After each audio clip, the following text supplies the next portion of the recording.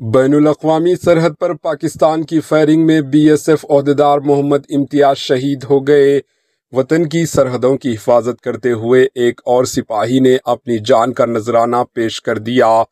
Border security force یعنی be S F کے سب inspector Mohammad Imtiaz ہفتے کے روز جموں کے آر ایس پورہ سیکٹر میں بین الاقوامی سرحد پر پاکستانی گولہ باری کا نشانہ بنے اور شہید ہو گئے۔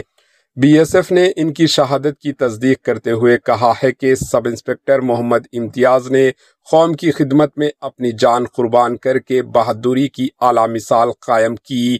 فورس کی جانب سے ان کی قربانی کو خراج عقیدت پیش کیا گیا ہے اور ان کے ارکان خاندان سے اظہار تعزیت کیا گیا۔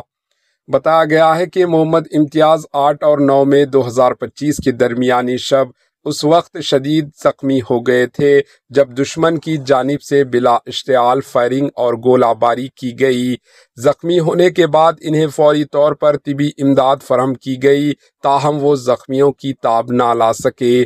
Be S F Jammu frontier نے اپنے ایک ٹویٹر پیغام میں لکھا، ہم 10 مئی 2025 کو آر ایس پورہ سیکٹر ضلع جموں میں بین الاقوامی سرحد پر سرحد پار فائرنگ کے دوران بی ایس ایف کے بہادر سب انسپکٹر محمد امتیاز کی قوم کی خدمت میں دی گئی عظیم قربانی کو سلام پیش کرتے ہیں۔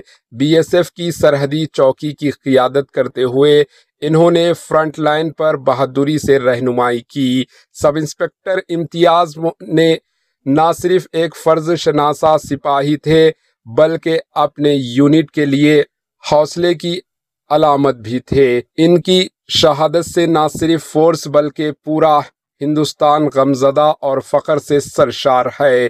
Bureau report, H N news.